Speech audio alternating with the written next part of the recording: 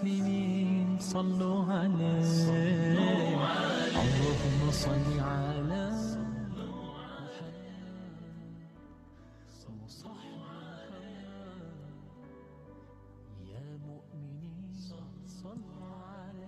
Oke, bismillahirrahmanirrahim.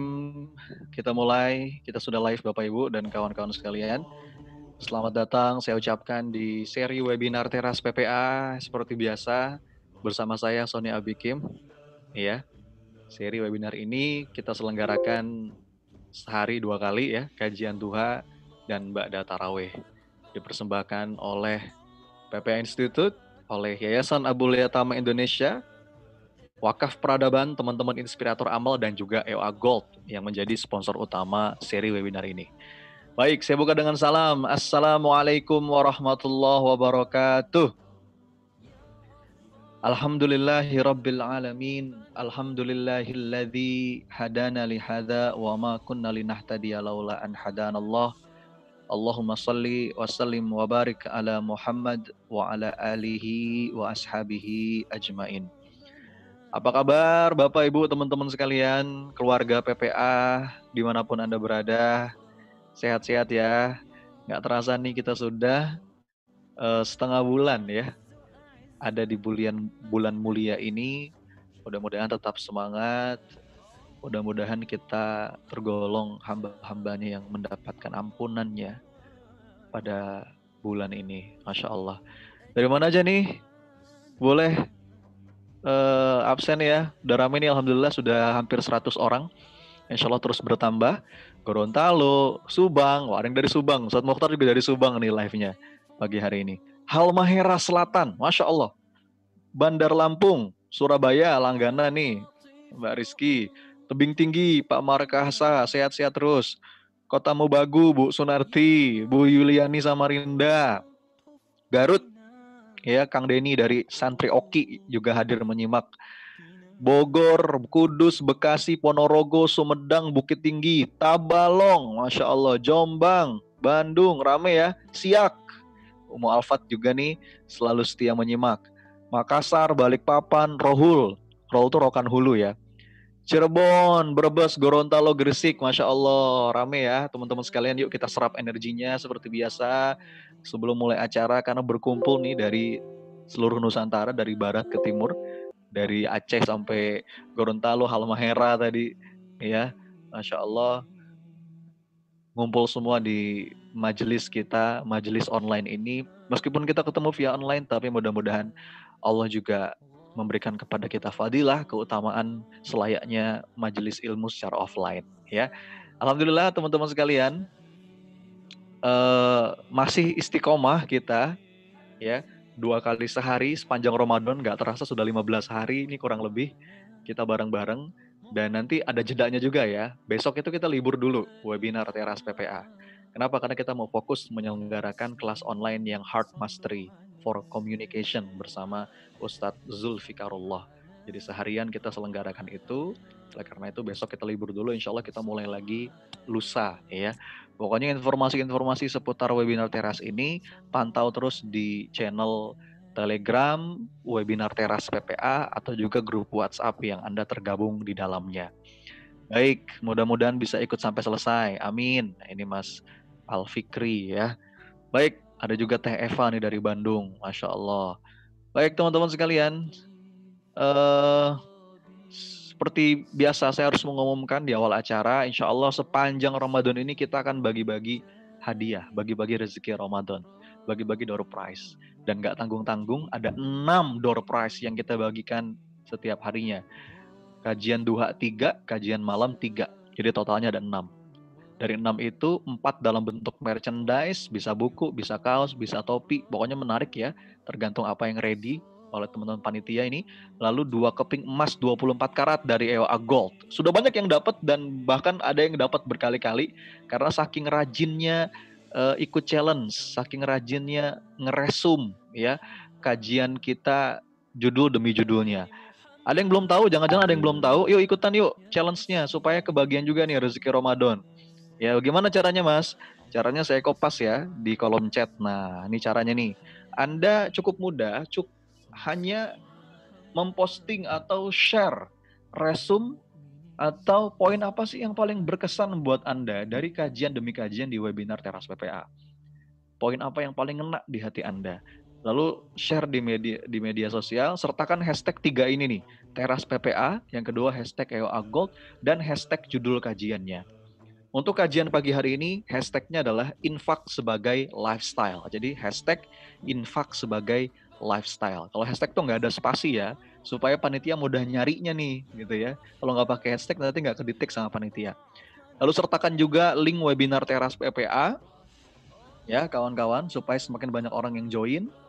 Sertakan website ppainstitute.com, hashtag eoagold.id, dan juga hashtag wakaf bukan hashtag website ya, website wakafpembangunanpesantren.com. Ini pesantren yang sedang kita perjuangkan untuk kita bangun bareng-bareng nih teman-teman sekalian di daerah Jatinangor, Jawa Barat ya, Bandung dekat Sumedang, dekat udah masuk ke Sumedang. Ini kawasan yang sangat strategis karena di situ kawasan pendidikan ya, dekat sama ITB, sama Unpad dan beberapa kampus-kampus ternama lainnya. Yuk bareng-bareng kita bangun pesantren One Quran Institute, insya Allah. Sambil juga di tag FB dan IG-nya PPA Institute, ya, Wakaf Peradaban, Abul Yatam Indonesia, dan eoagold.official. Boleh juga tag FB dan IG-nya saya, Sony Abikim, dan juga Mas Reza Rendi, plus pemateri kita setiap judulnya. Hari ini kita bersama guru kita semua, ya Masya Allah, guru saya, guru Mas Rendi, guru para trainer di PPA, Ustadz Mukhtar Fatoni. Mudah-mudahan pagi hari ini betul-betul Allah berkahi, Allah tuntun lisan Ustadz Mukhtar ya supaya menjadi wasilah hidayah untuk kita semua yang hadir. Alhamdulillah sudah 130-an yang join ini dan terus bertambah insya Allah. Baik, langsung aja kita sudah bersama-sama Ustadz Mukhtar nih. Ustadz Mukhtar sudah ada di tengah-tengah kita. Kita sapa ya. Assalamualaikum Ustadz. Waalaikumsalam warahmatullahi wabarakatuh. Mantap, suaranya jelas Ustadz. Apa kabar Ustadz? Alhamdulillah sehat Mas. Sehat Mas Sony. Ya? Alhamdulillah. Dan semua sehat sekalian semua. Amin. Ini live dari Subang ya, Tat? Subang, kabupaten kecil di Jawa Barat. Masya Allah. Ustadz, mangga Tat, disapa dulu nih teman-teman yang sudah hadir nih, Tat.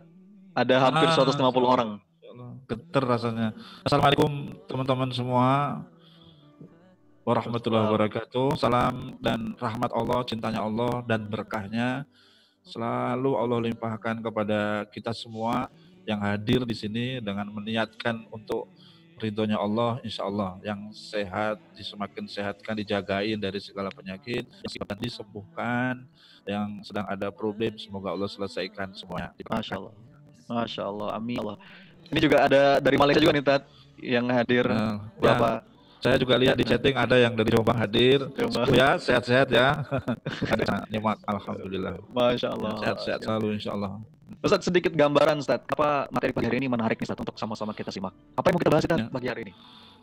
Pagi ini kita akan membahas tentang infak, tapi bukan hanya sekedar tentang infak, tapi tentang harta. Dan saya ingin sharing bahwa satu pengalaman di dalam hidup, bahwa pandangan dan mindset saya terhadap harta, terhadap ketenangan hidup yang berkaitan dengan hidup sangat signifikan berubahnya setelah kenal dengan PPA. Setelah dimingkai dengan tauhid, karena harta itu berkaitan juga dengan iman, harta berkaitan dengan tauhid.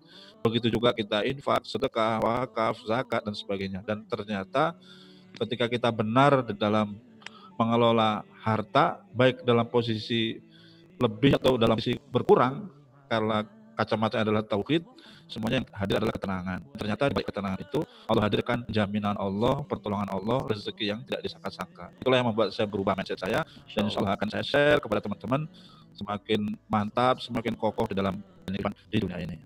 Masya Allah. Jadi mindset tentang harta, kawan-kawan sekalian, yang ini nampaknya kebahagiaan, ketenangan batin gitu ya saya. Meyakini jaminan Allah. Mudah-mudahan nih teman-teman, yuk kita siapin hatinya, kita kosongkan gelasnya, ya, di waktu yang mungkin nggak lama kita bersama Ustadz Mukhtar pagi hari ini, tapi mudah-mudahan efektif untuk betul-betul bisa mengubah mindset kita tentang harta tadi yang Ustadz Mukhtar sampaikan. Baik, Ustadz Mukhtar sudah siap ya? Teman-teman sekalian, kita hadirkan hatinya, kita kosongkan gelas, sama-sama kita berdoa kepada Allah. Mudah-mudahan berkah pagi hari ini.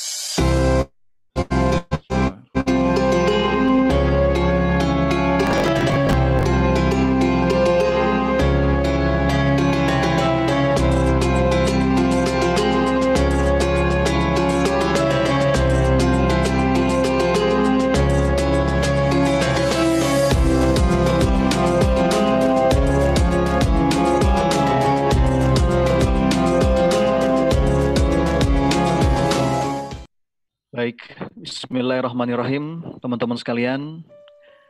Bismillah ya, hadirkan hatinya yuk, sepenuh khusyuk, sama-sama kita simak paparan dari guru kita bersama, Ustadz Mukhtar Fatoni. Kepada Ustadz, saya persilahkan. Bismillahirrahmanirrahim. Assalamualaikum warahmatullahi wabarakatuh. Alhamdulillah. Alhamdulillahilladzi hatta tarda walakal hamdu idza radita walakal hamdu ba'da ridha. Alhamdulillah. Alhamdulillahilladzi khalaqal mauta wal hayata liyabluwakum ayyukum ahsanu amala wa huwal azizul ghafur. Ya Rabbi lakal hamd kama yanbaghi li jalalika karim wa wajhika wa azimi sultanik. Raditu billahi rabba wa bil islami dina wa bi Muhammadin nabiyya wa rasulah. Asyhadu an la ilaha illallah wahdahu la syarika lah wa asyhadu anna Muhammadan abduhu wa rasuluh. Allahumma salli wa sallim wa barik ala sayyidina Muhammad wa ala alihi wa ashabihi ajmain. Rabbi shrah li sadri wa yassir li amri wa hlul 'uqdatam min lisani yafqahu qawli. Amma ba'd.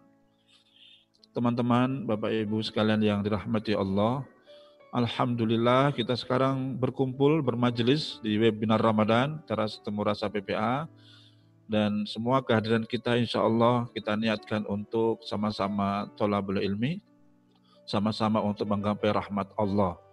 Karena kalau rahmat Allah diturunkan kepada kita, maka selesai semua persoalan hidup, selesai semua permasalahan-permasalahan yang membuat kita menjadi tidak tenang, tidak khusyuk, tidak bisa fokus dengan urusan yang lebih pokok dalam hidup.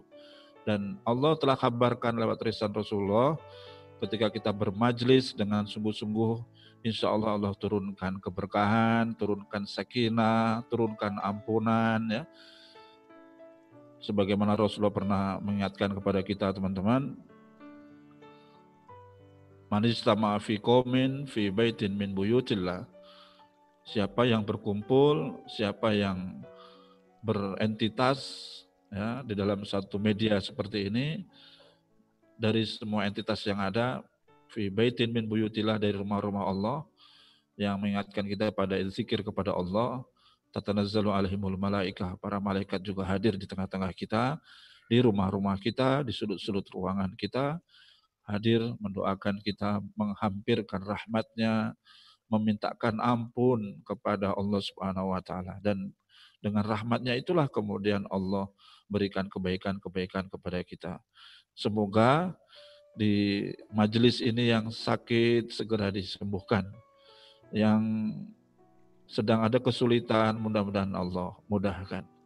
Kita doa dulu ya teman-teman, hadirkan hati betul-betul, mohon sama Allah, karena ilmu datang dari Allah, kebenaran datang dari Allah. Kita memohon kepada Allah agar diberikan keberkahan dari pertemuan kita hari ini. Apapun materinya, yang terpenting adalah Allah turunkan kepada kita keberkahan dan hidayah kepada kita semua. Mari kita istighfar sama-sama. Astaghfirullahaladzim, astaghfirullahaladzim, astaghfirullahaladzim. Allahumma salli wa sallim wa barik ala Sayyidina Muhammad wa ala alihi wa ashabihi wa man tabi'ahu bi ihsanin ila yaumiddin. Allahumma anta rabbi la ilaha illa anta khalaqtani wa ana 'abduk wa ana ala ahdika wa wa'dika mastata'tu a'udzu bika min syarri ma sana'tu abu'u laka bi ni'matika 'alayya wa abu'u bi dzambi faghfir li fa innahu la yaghfiru dzunuba illa ant. Duhai Allah, kami hadir kepadamu ya Allah untuk memohon rahmat-Mu, memohon ampunan-Mu, dan pengakuan diri ini atas hamba yang masih banyak dosa dan banyak khilaf dari waktu yang tersia-sia selama ini, di perjalanan Ramadan yang sudah menginjakkan setengah perjalanan ini ya Rabb. Ya Allah, berkahi kami, maafkan kami, tuntun kami ya Rabb. Ampuni dari segala dosa-dosa yang kami lakukan, dan nikmat yang belum maksimal kami syukuri, nikmat yang belum maksimal kami akui sebagai karunia-Mu ya Allah. Ya Allah, ampuni dosa kami, bimbing kami ya Allah. Allahumma hdina wa ahdi bina wa ja'alna sababan liman ihtada. Ya Allah, jadikanlah hidayah buat kami dan hidayah bagi orang-orang yang sedang bersama kami, dan jadikanlah hamba kami semua, sebab Engkau datangkan hidayah pada orang-orang yang Engkau berikan hidayah. Allahumma taqabbal minna innaka antas samiul alim wa tub alaina innaka antat tawwabur rahim. Amin, amin, amin. Alhamdulillah rabbil alamin. Baik, teman-teman, yang selalu kita ingat dan selalu kita jangan sampai dilupakan adalah bahwa setiap saat, setiap waktu Allah masih kasih nikmat kepada kita. Dalam situasi yang seperti ini pun Allah kasih nikmat kepada kita. Dan yang paling inti adalah nikmat iman dan nikmat Islam. Iman itu memberikan spirit, ya, spirit batiniah kita, dan Islam memberikan spirit praktikal kita, spirit amal kita. Maka paduan antara spiritualitas dan amaliyah itu akan melahirkan ketaatan. Dan selama kita dalam rangka ketaatan, insya Allah Allah akan berikan kebaikan demi kebaikan. Hari ini kita bermajelis pun juga dalam rangka ketaatan kepada Allah. Teman-teman sambil nyambi kerja dalam rangka ketaatan kepada Allah. Teman-teman yang mungkin ada yang berbaring sakit dan bersabar dengan sakit dalam rangka ketaatan kepada Allah. Teman-teman yang sedang ada kesulitan di dalam aktivitas, lalu di dalam aktivitas itu dia menerima bahwa ini adalah kebaikan, itu dalam rangka taat kepada Allah. Semua adalah ketaatan kepada Allah. Maka nikmat bisa taat itu adalah nikmat yang paling besar nilainya dibanding nikmat-nikmat yang lain. Dibanding nikmat-nikmat harta, nikmat-nikmat naik pangkat, nikmat badan sehat, nikmat keluarga yang terus dengan bahagia. Maka nikmat-nikmat itu nikmat-nikmat yang sebenarnya kecil. Nikmat yang terbesar adalah nikmat ketika kita diberikan iman, diberikan Islam, lalu dengan iman Islam ini kita bisa taat kepada Allah Subhanahu wa Ta'ala. Maka kalau kita dikasih banyak harta, dikasih nikmat kan, alhamdulillah. Dikasih harta, dikasih nikmat, alhamdulillah. Pertanyaan saya bisa dijawab ya di komen. Kalau dikasih harta itu berarti dikasih nikmat, dikasih harta banyak berarti dikasih nikmat. Kalau dikasih harta sedikit atau tidak dikasih harta, kalau kaya itu dapat nikmat. Kalau miskin, nikmat enggak? Coba dijawab.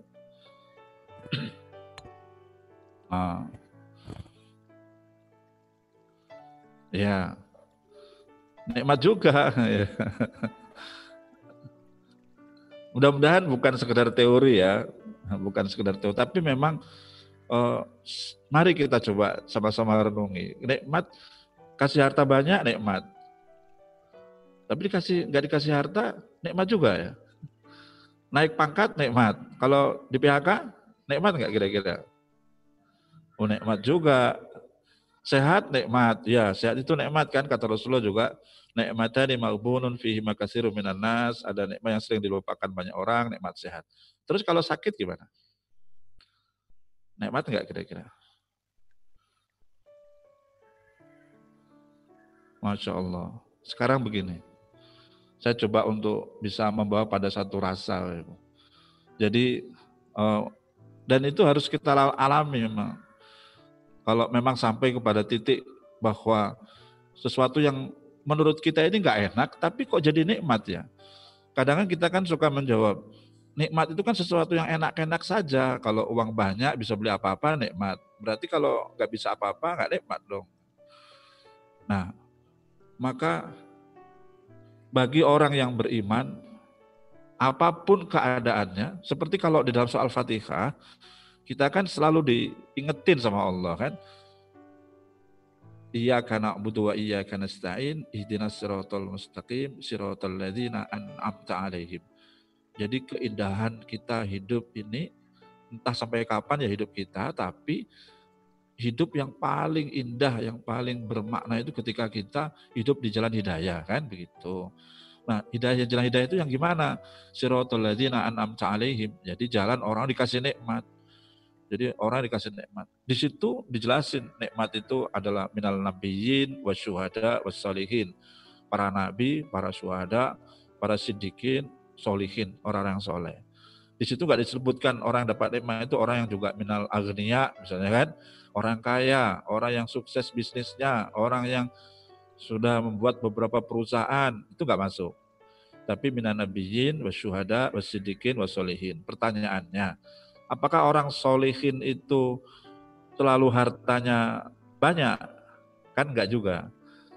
Ada solihin yang juga hidupnya terbatas, ada anbiya, para nabi yang kaya seperti Nabi Sulaiman, ada juga nabi yang juga hidupnya juga enggak kaya gitu kan. Itu semua. Jadi itu nikmat bagi nabiyyin syuhada wassolihin. Intinya teman-teman, nikmat itu ketika apapun keadaannya membuat kita semakin kenal sama Allah. Nikmat itu ketika kondisi apapun, termasuk masalah yang membuat kita jadi kenal sama Allah, jadi dekat sama Allah, dari merasakan getarannya dengan Allah, maka itu nikmat. Sebaliknya, walaupun nikmat dalam ukuran kita banyaknya harta, kemudian semuanya serba cukup, tapi membuat kita lalai dengan Allah, itu jadi musibah. Jadi kenikmatan itu adalah sesuatu yang membuat kita akhirnya dekat dengan Allah. Termasuk yang enak maupun nggak enak. Nah sekarang kalau yang nggak enak juga nikmat. Pertanyaannya, pernah nggak kita sesuatu yang tidak nikmat itu, yang tidak enak itu, terus kemudian kita sempat mengeluh? Pernah nggak? Pernah. Iya. Memang nggak enak, tapi akhirnya kita sempat ngeluh, terus kemudian nggak bisa sabar. Ya. Padahal itu kenikmatan. Jadi ada orang yang dikasih nikmat tapi mengeluh, aneh kan? Mestinya kalau itu sebagai sebuah kenikmatan yang membuat kita dekat sama Allah, maka jangan sampai pernah ada mengeluh dalam situasi apapun. Termasuk dalam situasi yang seperti sekarang. Pasti banyak kawan-kawan yang luar biasa perjuangannya. Tapi disinilah kenikmatannya ketika kita banyak bersandar kepada Allah Subhanahu Wa Taala. Alhamdulillah, alhamdulillah, alhamdulillah. Kita ucapkan ya bareng-bareng, alhamdulillah. Termasuk hari ini kita kumpul, kita bareng-bareng menguatkan iman kita, menguatkan keislaman kita, ketaatan kita ini. Alhamdulillah. Kutulis semuanya di situ. Alhamdulillah sambil lisannya, sambil hatinya, sambil perasaannya ya. Alhamdulillah. Alhamdulillah itu sebaik-baik doa, teman-teman. Afdalu doa, alhamdulillah. Kalau afdalu dzikri, sebaik-baik zikir, la ilaha illallah. Tapi sebaik-baik doa adalah alhamdulillah. Al-Fatihah itu dimulai dengan alhamdulillah. Alhamdulillah itu pengakuan, Bapak Ibu. Ya Allah, segala puji hanya bagimu ya Rabb. Sekarang banyak-banyakin ngaku aja. Ya bukan hanya ngaku kita salah, tapi yang terpenting ngaku kita dikasih nikmat. Selama ini kan kita ngakunya kalau salah, apalagi sudah salah nggak ngaku, tambah-tambah lah. Nah ngakunya itu juga kalau dikasih nikmat. Jangan-jangan dengan nikmat yang sudah Allah berikan ini nggak kita pakai untuk taat kepada Allah.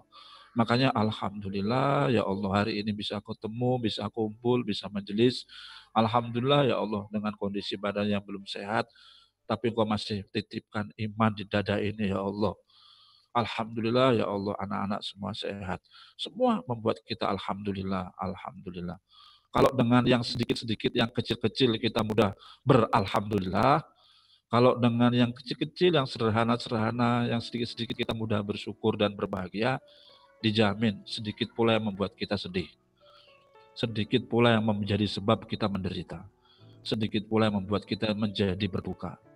Jadi kalau kita tidak terjebak pada kedukaan, pada kesedihan, maka semua yang kita lihat ini adalah karunia dari Allah Subhanahu Wa Taala. Alhamdulillah, ini pengakuan. Kita selama ini itu ya ngaku, ya minta, tapi banyak mintanya atau banyak ngakunya kira-kira? Jangan-jangan kita ini banyak sering mintanya, tapi jarang ngakunya sama Allah. Ya ngaku aja lah. Kita juga memang harus ngaku di sini. Kita itu masih banyak mintanya, sedikit-sedikit minta sama Allah. Minta bagus. Jalan kita untuk berkomunikasi sama Allah itu yang meminta. Apa-apa harus minta gitu kan. Minta beras pun minta sama Allah dulu gitu kan. Tapi coba belajar kita melakukan pengakuan yang sesering mungkin. Contoh begini, ya, istighfar itu kan bunyinya astaghfirullahalazim. Ya kan, istighfar itu astaghfirullahalazim. Artinya, ya Allah, aku minta maaf ya Allah, ampuni saya ya Allah, saya khilaf, saya dosa, saya maksiat, saya lalai. Itu istighfar. Minta supaya Allah itu mengampuni kita. Nah, pertanyaannya, kalau Sayyidul Istighfar, tahu ya? Pernah ya? Sudah hafal ya Sayyidul Istighfar? Ada istighfar, ada Sayyidul Istighfar.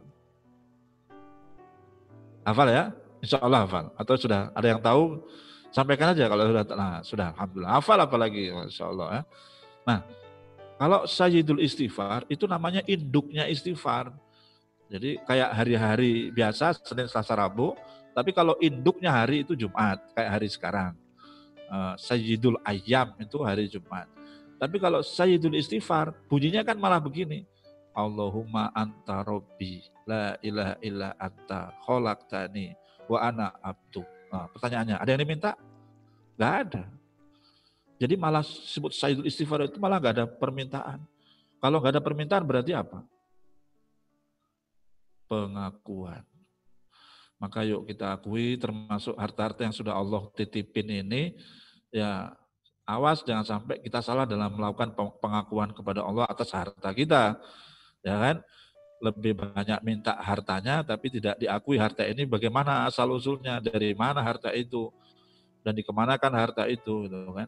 Pertanyaan yang paling gampang itu kan sebenarnya kalau anak anak belajar di sekolah, di kelas, itu disuruh ujian, nanti saatnya tes ya anak-anak, dan soalnya itu ini, gitu. Soalnya itu tentang matematika bagian akar pangkat misalnya. Kan mudah, karena sudah dikasih bocorannya, kisi-kisinya. Nah nanti kita di akhirat itu, teman-teman, di akhirat itu ada pertanyaan terkait harta dan sudah dikasih kisi-kisinya gitu. Sudah dikasih kisi, kan kurang enak apa coba? Kita sebagai muslim ini kurang enak apa? Kalau sampai masih jawabnya salah kan juga apa kan? Kata Romai Rama, terlalu gitu kan. Seperti gini, pengen semua masuk surga kan teman-teman. Terus sama Allah, sama Rasulullah sudah dikasih kuncinya. Jadi Allah itu sudah ngasih kuncinya surga. Kan gak dikasih kuncinya neraka kan? Kalau sudah dikasih kuncinya surga, berarti kan kalau sampai masih gak bisa masuk kan terlalu. Apa kuncinya surga? Ada yang tahu? Miftahul Jannah. Ada yang jawab? Kuncinya surga. Kuncinya surga. Kalau dikasih kuncinya ada pasti bisa masuk. Masa masih gak bisa masuk? Udah terlalu. Karena sudah dikasih kuncinya. Jangan sampai sudah dikasih kuncinya masih gak bisa masuk. Enaknya kita itu dikasih kuncinya. Kan gak dikasih kunci neraka. Makanya luar biasa. Iya. Miftahul Jannah la ilaha illallah. Maka kita juga dikasih kuncinya tentang pertanyaan jawaban tentang harta. Maka harus kita betul-betul pahami secara tauhid. Nanti teman-teman di akhirat kelak nanti itu la yazalu qadaman abdin hatta yus'alu an amri. Tidak akan pernah bergeser kaki anak Adam di padang mahsyar. Saya ulang, tidak akan pernah bergeser kaki anak Adam di padang mahsyar. Hatta yus'alu an amri. Sebelum dia ditanya tentang 4 hal. Yang pertama adalah tentang umurnya dipakai untuk apa. Jadi umurnya, waktunya ini dipakai untuk apa aja. Itu ditanya sama Allah, dipertanggungjawabkan sama Allah. Yang kedua, wa an malihi min aina iktasabahu wa min aina anfaqah. Jadi tentang harta itu Allah tanya tentang hartanya, dari mana ia dapatkan harta itu dan dikemanakan harta itu dibelanjakan. Jadi tentang harta itu malah ada 2 pertanyaan. Dari mana kau dapat dan dikemanakan harta itu dipakai. Pertanyaan yang ketiga, yang pertama jadi tentang waktu, yang kedua tentang harta, Yang ketiga, wa an ilmihi fima fa'ala, tentang ilmunya digunakan untuk apa ilmunya. Di koleksi ada kebermanfaat nggak dengan dirinya dan keluarganya dan orang lain. Ya, jangan-jangan kita hobi kolektor slide, kolektor materi, jadi menjadi materialistis, pengumpul ilmu, tapi tidak diamalkan, tidak memberikan kebermanfaatan. Dan yang keempat, tentang badannya, tentang lelahnya, tentang letihnya, digunakan untuk apa letihnya itu. Teman-teman, hartamu itu juga bagian dari nikmat. Ya. Bahkan Allah sebut, ingetin aja sedikit ya pandangan tentang harta. Harta itu, dan ini saya sempat sehari kemarin hanya searching di Al-Quran. Sekarang kan mudah ya, untuk searching di Al-Quran kan ada Android segala macam itu. Saya ketik al-malu wal banun. Al-mal wal banun itu, al-mal itu disebut dengan harta kekayaan, wal banun dan keturunan. Dan banyak kalimat dalam Al-Quran yang mengingatkan al-mal wal banun. Dan ternyata saya searching di dalam Al-Quran ketika membahas tentang al-mal wal banun itu yang keluar ayat-ayat luar biasa. Ya. Yang pertama Allah jelaskan al-mal wal banun itu dengan di dalam surah Al-Kahfi. Harta itu perhiasan. Al-mal wal banun zinatul hayatid dunya. Harta dan anak. Kenapa kok disebut berpasangan ya?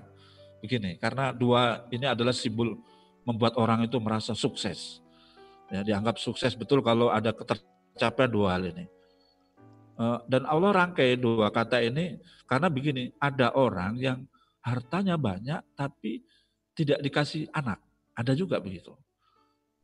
Hartanya banyak ya, cukup luar biasa, tapi tidak punya anak. Tidak punya anak ini bisa jadi juga memang tidak punya anak secara biologis. Yang kedua memang tidak punya anak, tapi sudah merasa tidak punya anak. Ya anak durhaka, nauzubillah ya kawan-kawan. Anak yang tidak sesuai dengan ekspektasi dan harapan kita, sehingga akhirnya sudah merasa kayak tidak punya anak. Bukan anak saya, nauzubillah min dzalik. Dan orang seperti itu bahagia Kak? Enggak. Ada orang dikasih harta tapi enggak punya anak. Ada juga yang orang punya anak tapi enggak dikasih harta. Dikasih harta tetapi ya terbatas lah sedikit. Nah Allah katakan al-malu wal banun, al-malu wal banun, harta dan keturunan. Bahkan sekarang keturunan harta dan anak-anak itu bisa jadi anak-anak perusahaan itu menjadi harta kita. Punya anak, ya anak perusahaan, anak cabang. Ya termasuk anak dari istri kita. Nah, al-mal wal banun zinatul hayatid dunya, zina perhiasan. Namanya perhiasan, kalau kita pakai kayak di muka kita, ada perhiasan kan, emas, anting, gelang gitu kan. Pertanyaan saya, perhiasannya itu sedikit atau lebih banyak dari yang dihiasi? Lebih sedikit, apakah lebih banyak dari yang dihiasi? Nah coba, namanya perhiasan. Yang nempel di badan kita ini, lebih banyak perhiasannya atau lebih banyak badannya?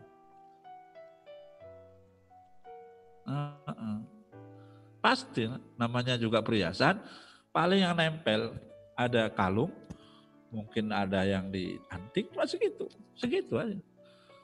Artinya lebih banyak badannya. Makanya di dalam Al-Quran itu disebutkan kul mata'id dunya qalil. Kul, katakanlah Muhammad, sesungguhnya perhiasan dunia ini qalil, sedikit. Tapi subhanallah ada orang melimpah-limpah hidupnya kan. Cuma bahwa harta itu adalah perhiasan. Hiasan sama dindingnya pasti luas dindingnya lah, ya kan. Kalau hiasan foto, pot itu kan seberapa. Dan Allah katakan wal baqiyatus sholihat, dan baqiyatus sholihat itulah khair yang lebih baik. Para ulama bilang baqiyat sholihat itu ya sesuatu yang terus mengalir. Yang sedikit itu tapi bisa mengalir luar biasa. Sedikit itu yang mengalir luar biasa. Banyaknya kalau nggak mengalir maka jadi kuman kan. Jadi masalah. Sedikit itu kalau mengalir jadi indah.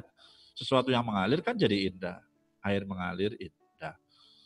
Modal yang mengalir, harta mengalir jadi indah. Kehidupan kita ini disimbolisasikan dengan sesuatu yang mengalir. Mengalir itu kehidupan.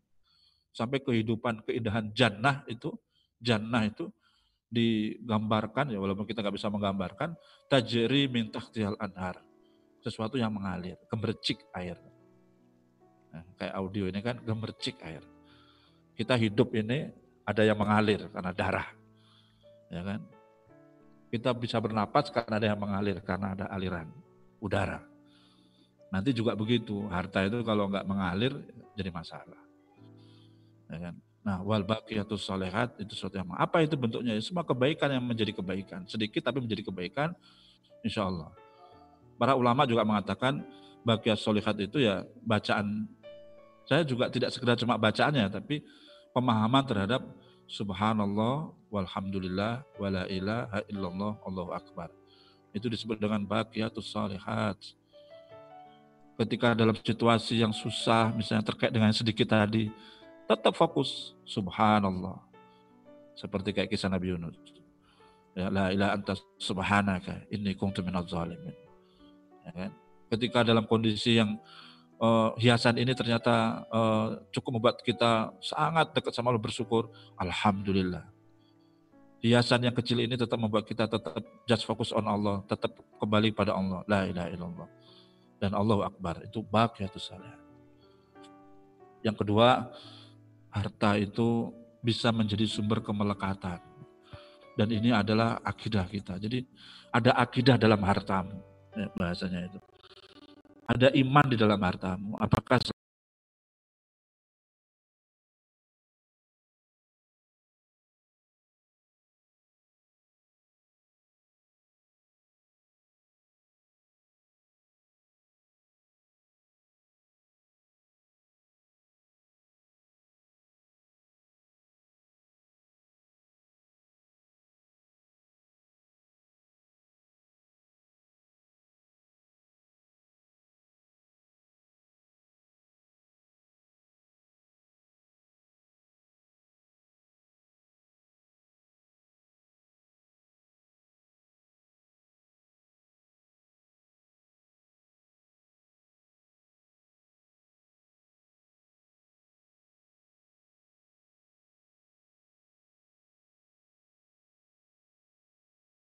sama ini dan nggak perlu ngomong yang lain-lain ya. Saya sendiri mengalami bagaimana dalam sebuah fase kehidupan yang dulunya belum paham terkait dengan bahwa harta itu sangat terkait erat dengan keimanan.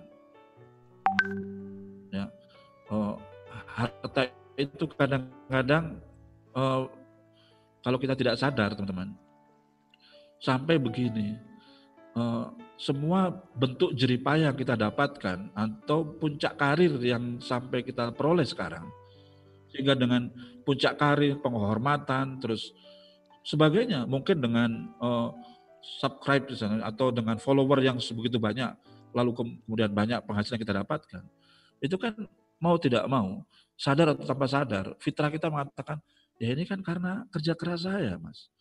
Saya kan wajar dapat ini semua. Menurut saya yang selama ini bagaimana membangun akun saya, membangun YouTube saya misalnya kan, membangun bekerja keras sampai akhirnya punya follower sekian.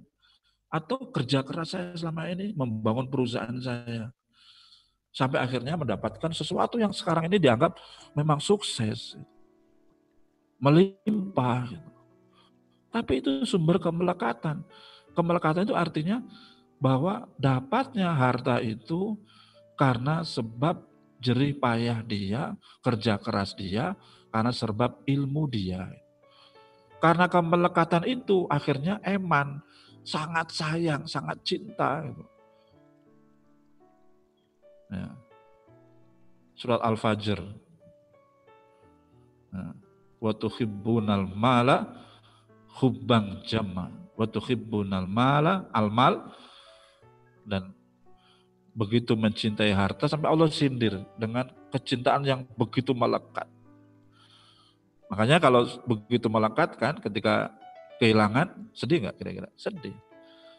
Jadi sumber kesedihan dan sumber kedukaan itu ketika harta itu sudah melekat di dalam hati. Kalau kita selalu meminta kepada Allah, ya Rob, jangan kau jadikan dunia di dalam hatiku. Hanya engkau ya Rob, hidupkan di dalam hatiku. La taj'alid dunya fi qulubina la taj'al dunya fi qulubina. Jangan kau jadikan dunia dalam hatiku, tapi cukup dalam genggaman. Ya. Berarti begini, sesuatu itu kalau dalam genggaman, sifat tangan itu saya perlihatkan di tangan saya. Tangan itu kan kadang nutup, kadang buka, nutup, buka. Jadi memang begini, nggak ada lagi. Kadang kelepas, kadang kepegang. Ya sudah. Artinya ketika dunia itu parameternya ada di tangan, nggak sampai masuk ke dalam hati, lepasnya dunia itu tidak membuat hati menjadi sedih dan berduka.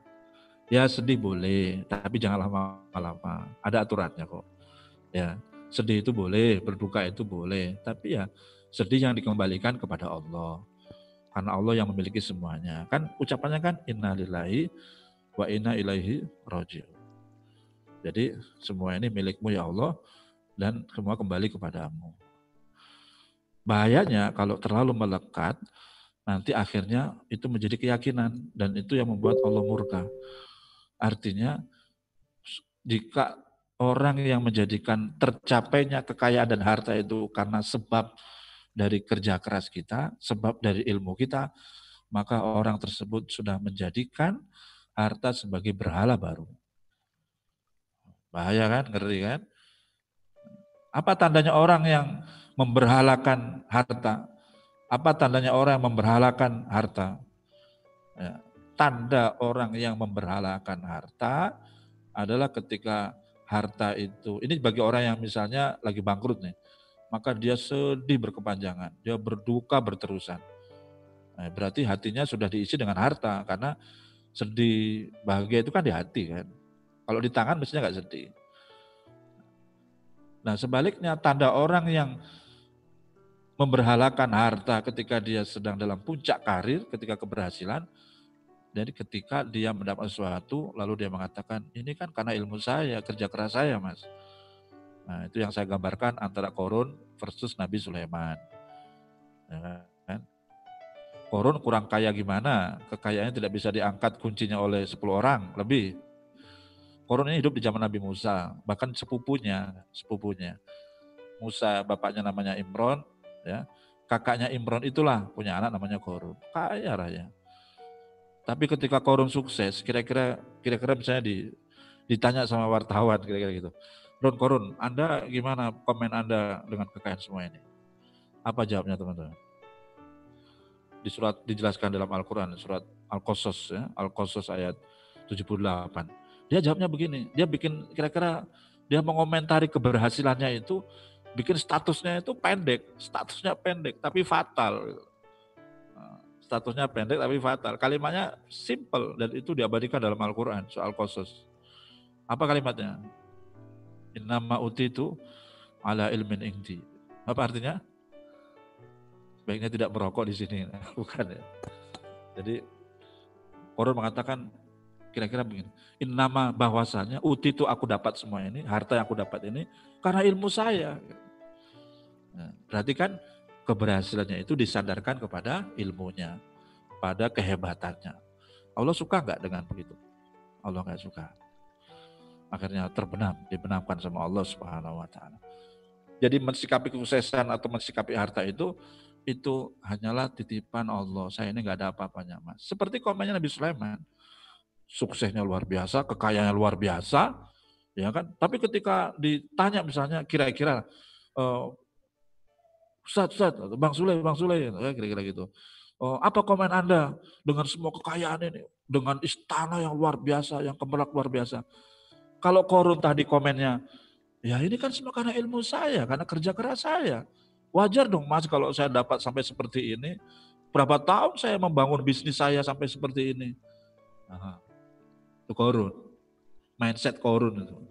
Tapi kalau Nabi Sulaiman, suksesnya luar biasa. Nabi Sulaiman menjawab simple juga, tapi powerful. Hadza min fadli Rabbi. Kira-kira artinya, ya semua ini Mas karena kebaikan Allah saja. Karena min fadli, fadl itu keutamaan. Ini karena kebaikan-kebaikannya Allah saja. Saya emang gak ada apa-apanya Mas. Jadi ini kan beda banget korun mindsetnya bahwa semua harta dan kesuksesan itu karena jeripayanya, karena pekerja kerasnya, karena perjuangan dia mati-matian, karena orang tua saya gitu kan, karena bisnis saya. Tapi kalau Nabi Sulaiman ketika mendapatkan sesuatu, dia melihat bahwa ini karena semua kebaikan Allah saja Mas, titipan Allah. Saya ini gak ada apa-apanya. Walaupun mungkin Nabi Sulaiman juga memang kenyataannya seorang nabi dan memang profesional dalam mengelola. Bisa jadi. Karena memang kerja kerasnya, kesungguhannya, dia berhasil. Manjada wajada. Sungguh-sungguh berhasil. Kita pun juga begitu. Ingin betul-betul bersungguh-sungguh, bermujahadah, kerja disiplin, jujur, lalu kemudian dipercaya, akhirnya dapat posisi. Iya. Tapi itu semata-mata juga keutamaan Allah, bukan kita. Masih bisa jujur kan keutamaan Allah, dituntut sama Allah. Masih terus bisa disiplin, nggak sakit-sakitan, nggak ada uzur. Itu pertolongan Allah. Kalau bukan karena pertolongan Allah, fabima rahmati minallah, nggak ada apa-apanya. Maka harta bisa menjadi sumber kemelekatan. Dan biasanya kalau sudah menjadi sumber kemelekatan, sudah masuk ke dalam hati, terus yang semestinya di dalam hati itu isinya Allah, Allah tahu kalau di hati itu sudah nggak ada isinya kecuali harta dan kekayaan dan segala macam dia pikirkan. Cemburu nggak kira-kira? Cemburu. Bagi orang yang dicintai sama Allah, yang dipilih sama Allah, ya kan? Nggak terima, nggak mau. Hatimu itu terisi dengan segala macam kekayaan. Cukup Allah. Maka kadang-kadang orang-orang yang ada kalanya memang disengaja sama Allah untuk dibuat perjalanan hidupnya itu tidak menjadi melekat dengan harta, masih belum begitu banyak dicabut, misalnya, dikurangin. Bisa jadi. Tapi ada yang memang layak dia dititipin seperti para nabi-nabi dan sahabat-sahabat, Abdurrahman bin Auf dan sebagainya, orang-orang yang imannya sudah kuat, harta itu cukup di tangan saja, itu dikasih sama Allah karena memang nggak hilang Allah di dalam hatinya. Tapi kalau kita kadang terlalu melekat, maka ketika dicabut terasa makin sakit nggak teman-teman?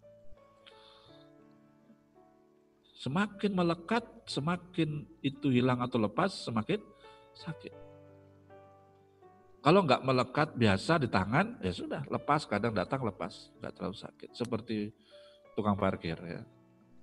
Jadi ini mindset Korun dan mindset Sulaiman. Kita di mana kira-kira posisinya?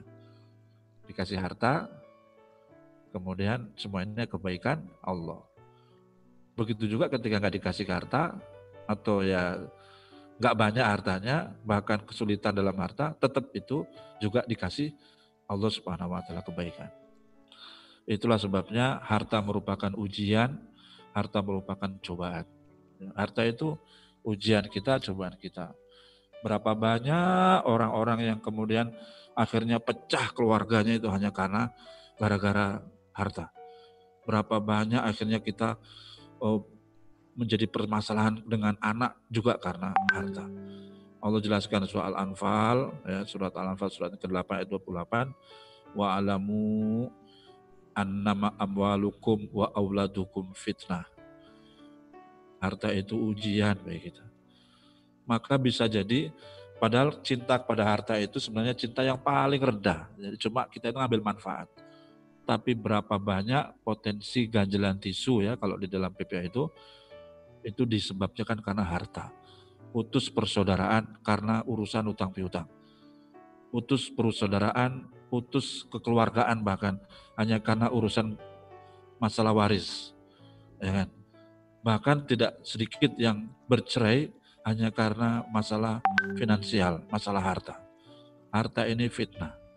Ketika semua tujuan itu adalah harta, capaian-capaian ketenangan diukur dengan harta, dianggap nikmat kalau punya harta banyak, merasa akhirnya ketika nggak punya harta banyak, tidak mendapatkan nikmat.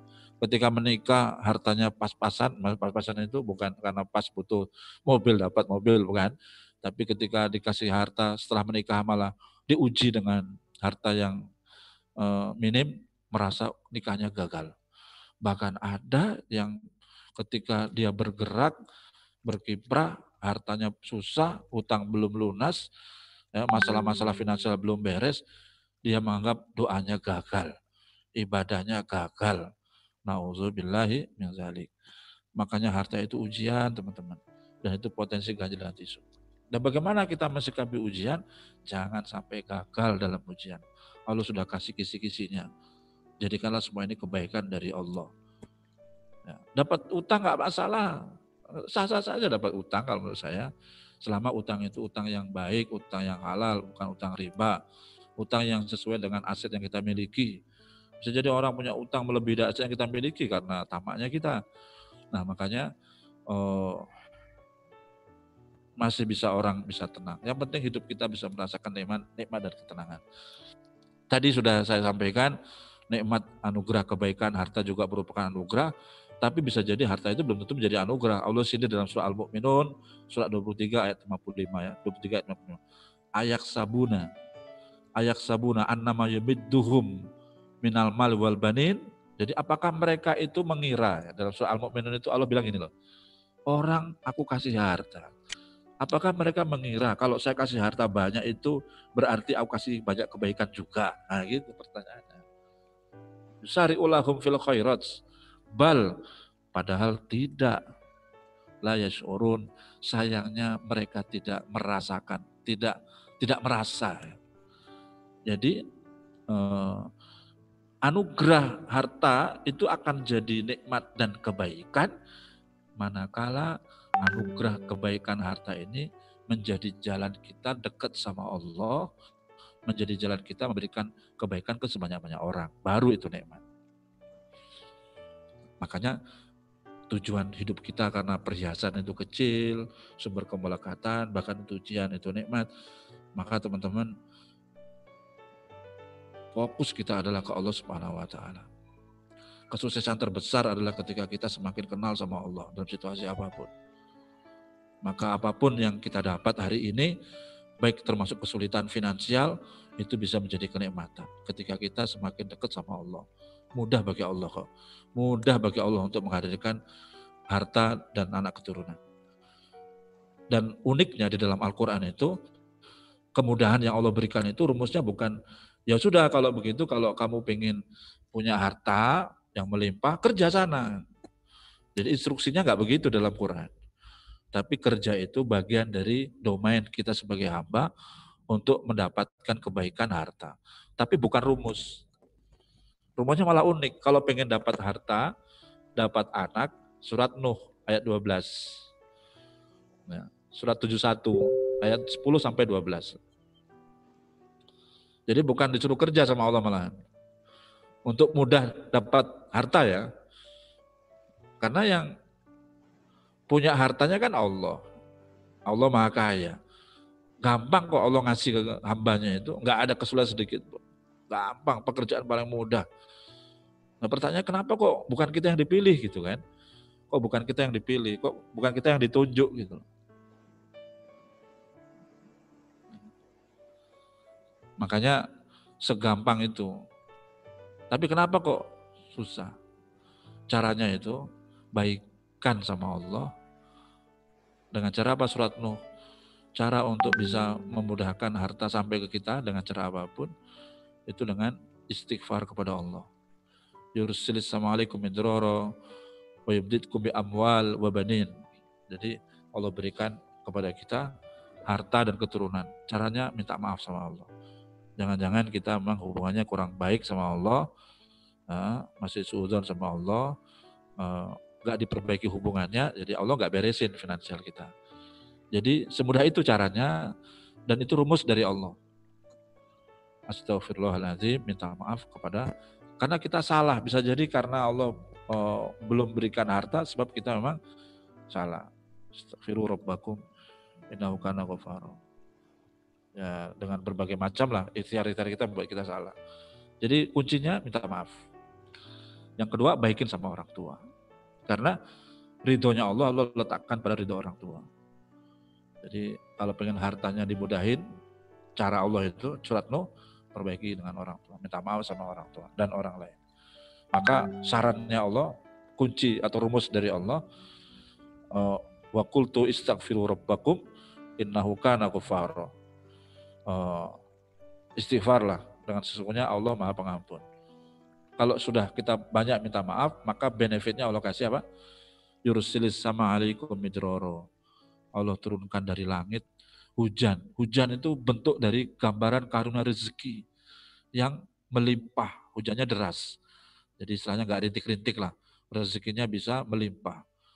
Yang kedua, wa yubditkum bi amwal wa banin. Jadi Allah kasih rumus, kalau pengen dikasih harta, ya banyak-banyak minta sama Allah, istighfar sama Allah. Wa yubditkum bi amwal, dikasih harta, wa banin, dan anak keturunan. Ya anak keturunan ini bisa ya anak usaha, anak bisnis, ya, cabang untuk anak cabang, ya, anak yang lain, semuanya Allah kasih. Banyak wrestler, banyak agensi, insya Allah dari jalan itu, karena yang memudahkan Allah Subhanahu Wa Taala. Maka harta itulah yang kita jadikan sebagai bekal kita, jadikan harta itu kita jadikan bekal akhirat. Walaupun perhiasan kecil, tapi jadikan sebagai bekal akhirat. Jangan sampai teman-teman harta yang sedikit pun gak jadi bekal, yang banyak pun gak jadi bekal. Ya. Maka kita jadikan sebagai bekal perjalanan. Ya. Kalau orang iman itu hartanya jadi bekal. Jadi ada seorang ulama ya pernah mengatakan, ini bukan kata-kata saya, takutnya nanti jangan dikutip itu Mukhtar Fatwa. Jadi harta itu disikapi oleh 3 jenis manusia, dan memang manusia ini dibagi dalam 3 jenis ini secara umum. Seperti awal surah Al-Baqarah kan, lembar pertama setelah Alif Lam Mim itu halaman pertama ya, innal ladzina kafaru, itu kan cerita tentang orang kafir, orang beriman, orang munafik kan begitu. Orang berimannya ditaruh di dalam Alif Lam Mim, zalikal kitabul la raiba fihi hudal lil muttaqin, itu orang-orang yang beriman, bertakwa. Kemudian orang kafir dan orang munafik. Mensikapi harta itu beda-beda. Kalau orang munafik itu prinsipnya harta itu buat pamer. Yang penting bisa ditunjukin ke orang. Itu tipologi orang munafik. Jadikan harta itu sebagai perhiasan. Sebagai yatazayyanu, jadi perhiasan. Apalagi orang kafir. Kalau orang kafir itu, yang penting gue seneng, habis-habisin aja, nanti cari lagi. Maka orang kafir itu dipakai untuk yatamatta, dipakai untuk bersenang-senang. Orientasi harta bagi orang kafir itu cari kesenangan, mengejar kesenangan. Yang sekalipun juga nggak dapat sebenarnya. Kena hedonic treadmill, kesenangan semu, cahaya-cahaya menjebak. Ya. Yang dia kejar tapi sebenarnya itu tipuan. Lelah kadang-kadang. Pada akhirnya kita kehilangan arah. Sehingga banyak orang-orang yang tidak memiliki iman, tidak memiliki keyakinan kepada Allah, tidak kenal sama Allah, walaupun hidupnya bersenang-senang, sebenarnya hatinya kosong. Yang dicari kesenangan, rumahnya besar, mobilnya banyak, dan bisa bikin apa-apa, bisa bikin apapun, bisa melakukan apapun. Kadang kita kan berpikir gitu, coba kalau saya punya harta banyak, saya bisa kemana-mana, saya bisa senang-senang. Belum tentu, teman-teman. Dan kalau kita masih orientasinya sekedar untuk bersenang-senang, ya sama aja dengan orang-orang kafir yang nggak punya iman. Atau kalau kita punya harta, yang penting saya bisa nunjukin ke teman-teman bahwa saya ini punya loh, saya ini orang sukses loh. Jadi itu perhiasan, yatazayyan. Tapi bagi seorang yang beriman, harta itu sebagai bekal. Sip ya, clear ya. Kita jadikan harta berapapun, apapun jadi bekal. Dan namanya bekal itu, bekal ya, sangu, ongkos, itu mestinya kita harus melihatnya dalam perspektif, kalau orang beriman menjadikan bekal, itu artinya Allah mendidik pada kita bahwa kita ini sedang dalam perjalanan. Dan adanya kita di dunia ini dengan harta berapapun, bahkan saat nggak punya harta, atau harta yang sangat sedikit, yang hanya bisa dipakai untuk belanja, diinfakkan, ya, sudah mulai ada kalimat infak, diinfakkan, dinafakohkan untuk istri, dan anak-anak hanya bisa dipakai beli beras maupun kebutuhan untuk lauk pauk saja, hanya bisa dipakai untuk berbuka, yang entah nanti berapa hari lagi nggak tahu dari mana, itu bekal. Udah jadi amal soleh, sekecil apapun. Maka seorang beriman itu ketika diajari oleh Allah bahwa harta itu merupakan bekal, teman-teman, itu artinya bahwa kita ini sedang dalam perjalanan. Maka Allah Subhanahu wa taala mengingatkan pada kita, wa tazawwadu, berbekallah, berbekallah. Kalau dalam proses perjalanan panjang kita, maka sebaik-baik bekal itu fa inna khairuz zadi taqwa. Sebaik-baik bekal adalah takwa. Harta kalau dipegang sama orang bertakwa itu bermanfaat. Harta kalau ada di tangan orang yang soleh bermanfaat.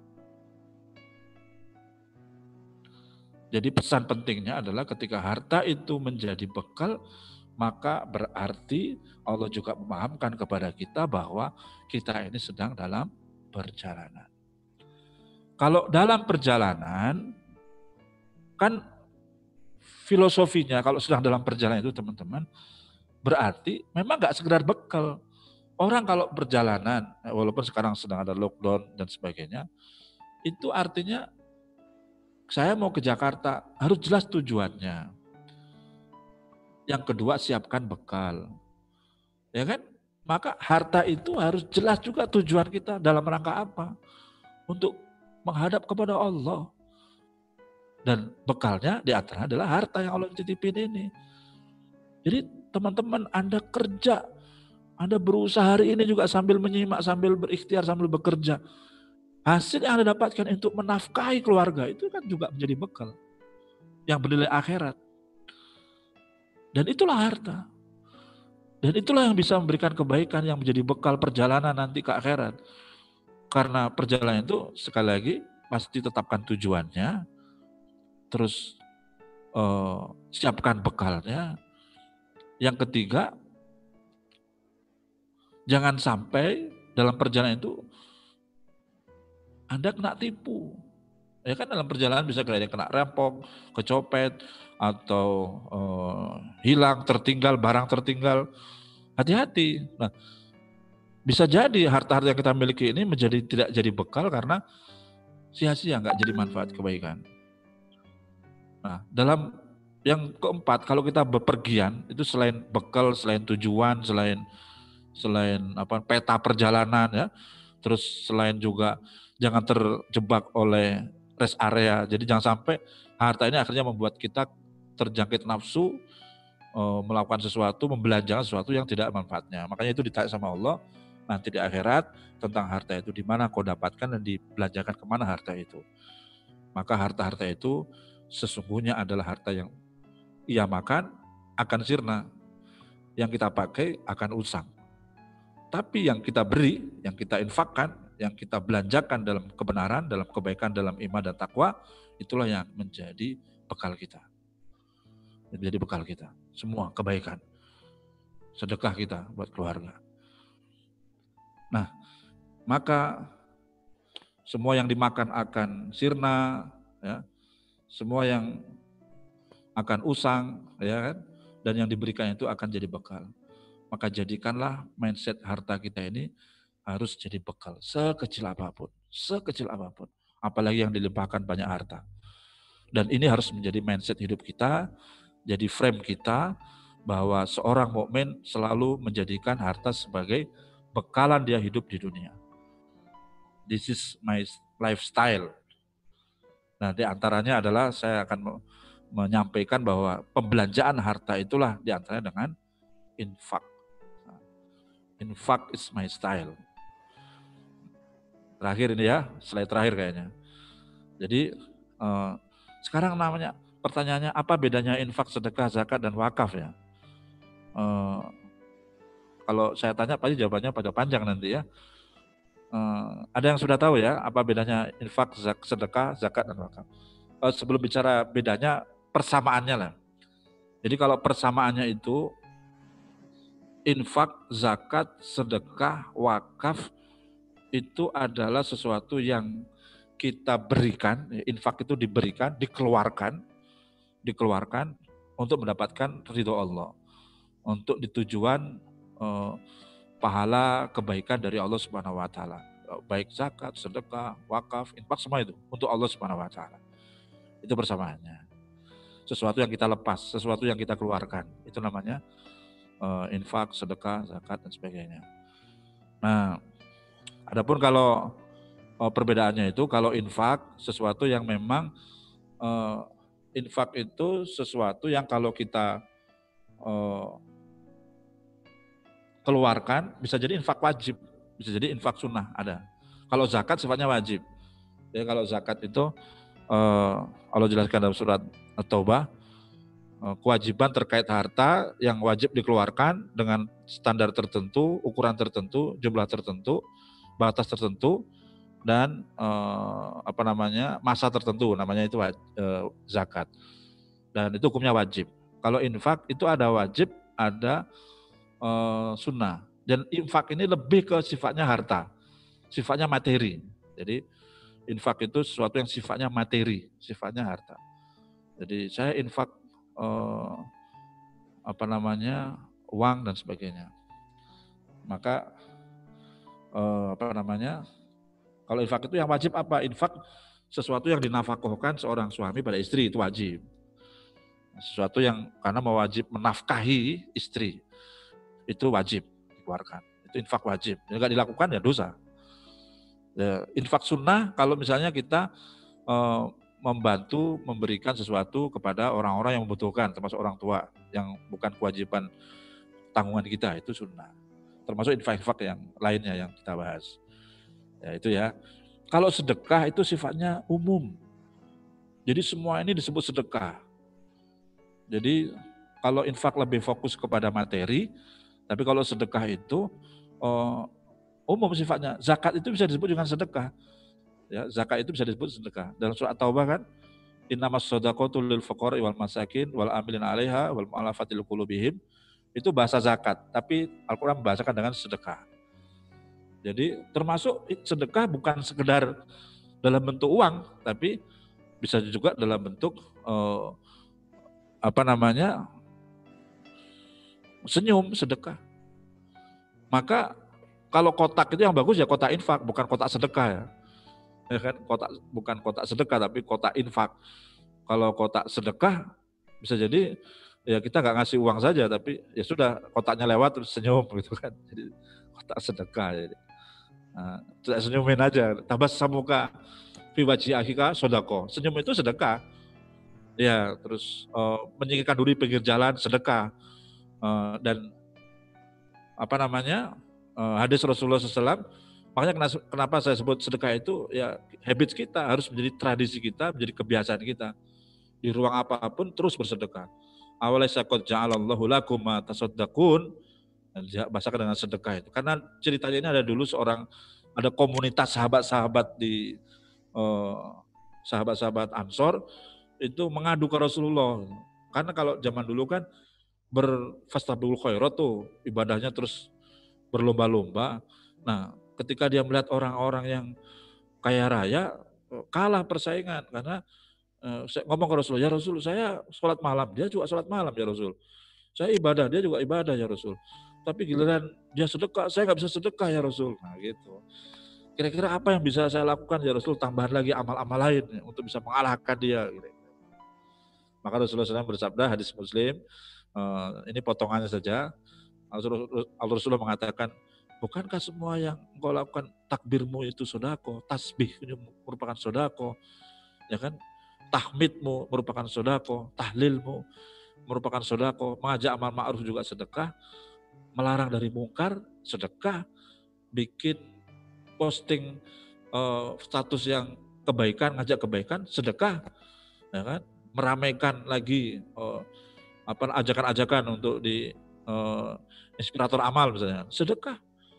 Sampai ke berhubungan suami istri itu sedekah. Dalam konteks suami istri, sahabat sempat kaget juga, loh kok bisa ya Rasul? Bukankah itu sudah kewajiban saya? Nah, sedekah. Coba kalau kamu salurkan pada sesuatu yang tidak halal, dosa nggak? Dosa. Sesuatu yang dilakukan untuk membuat kita terhindar dari dosa, melakukan sesuatu yang membuat kita terhindar dari dosa, itu kebaikan. Nah, kata-kata yang baik juga sedekah, qaulun ma'rufun wa maghfiratun khairum min shadaqatin yatsba'uha ada. Jadi sedekah itu sifatnya umum, ya, sedekah itu bisa senyum, bisa ini.